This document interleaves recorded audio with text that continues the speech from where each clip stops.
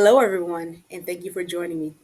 My name is Zuri Hildreth, and today I will be discussing a case study entitled Should She Be Disciplined for That Instagram Post? This scenario raises important questions about professional conduct, organizational reputation, employees' rights, and the growing role of social media in healthcare settings.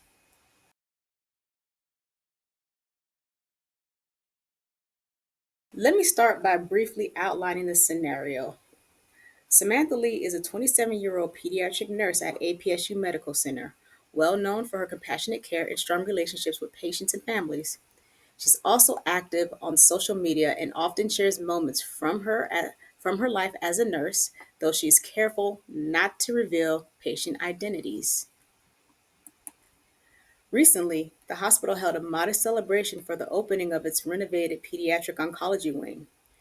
The event was simple: store bought cupcakes, paper decorations, and a short speech. Samantha, who had hoped for something more meaningful for the children and families, was disappointed. That evening, she posted a photo of the cupcakes on Instagram with a sarcastic caption, criticizing the hospital's efforts, and she tagged the medical center's location. The post reached over 1,000 followers, including co-workers and former patient families. By Monday, the post had circulated widely. A concerned parent contacted patient relations, questioning the hospital's commitment to pediatric care.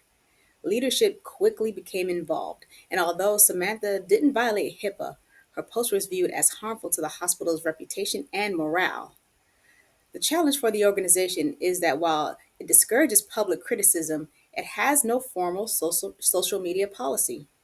Samantha is a strong performer with no prior disciplinary issues, but this isn't the first time she has posted critical comments about the hospital's operations. This sets the stage for evaluating whether discipline is appropriate and how the organization should respond moving forward.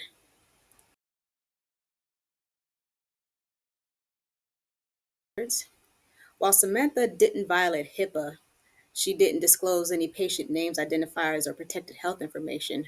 Her post still conflicts with widely accepted professional expectations. The American Nurses Association Code of Ethics states that nurses must maintain professional boundaries online and avoid actions that could undermine trust in the nursing profession and other healthcare organizations. Additionally, even though APSU Medical Center lacks a formal social media policy, its general code of conduct discourages public criticism of the organization.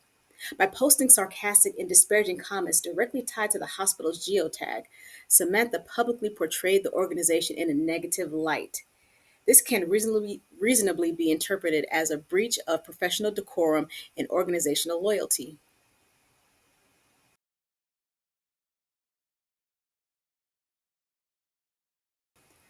Now, from a legal standpoint, the hospital is not likely to be exposed to HIPAA liability, but there are still some risks. The National Labor Relations Board has ruled that employees may engage in protected concerted activity when discussing workplace conditions.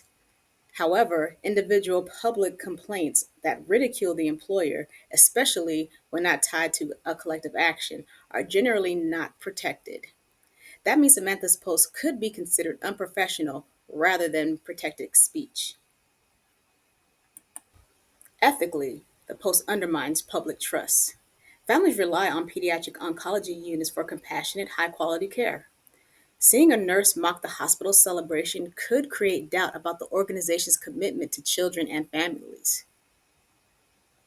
Reputationally, the fallout is already visible. A parent contacted patient relations expressing concern.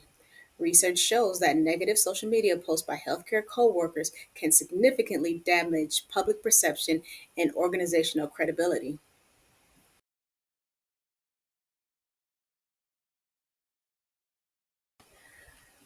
So, now for the $1 million question: should Samantha be disciplined? This is really where nuance matters. Samantha is a value nurse with no prior disciplinary actions, but this is not her first critical post. Progressive discipline, I think, is the most appropriate here. A reasonable response could be a documented verbal warning or reinforcement of expectations for professional conduct online, and coaching on how her public comments affect patient trust and morale. Discipline should be corrective and not punitive. The goal is to help Samantha understand the impact of her actions while preserving her value to the organization.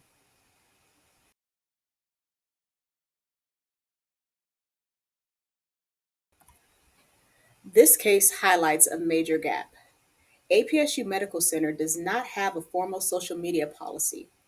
The Society for Human Resources Management recommends that organizations develop a clear, accessible policy outlining acceptable online behavior, confidentiality expectations, and consequences for violations.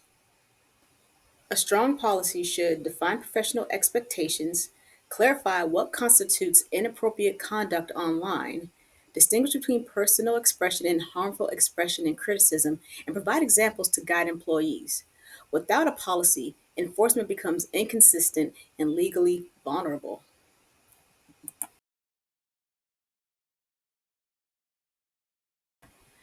Finally, leadership must strike a balance between respecting employee expression and protecting organizational integrity.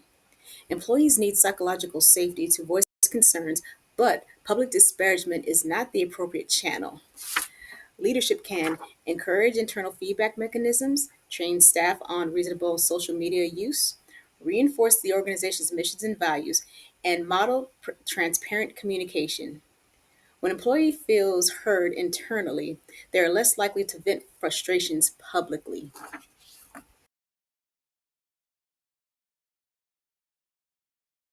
So, to sum it all up, Samantha's post didn't violate HIPAA, but it did conflict with professional standards and organizational expectations. The hospital faces ethical and reputational risks, and a measured disciplinary response is appropriate. Most importantly, this case underscores the need for a clear social media policy and a culture that supports open communication. That's my presentation, and I thank you for listening.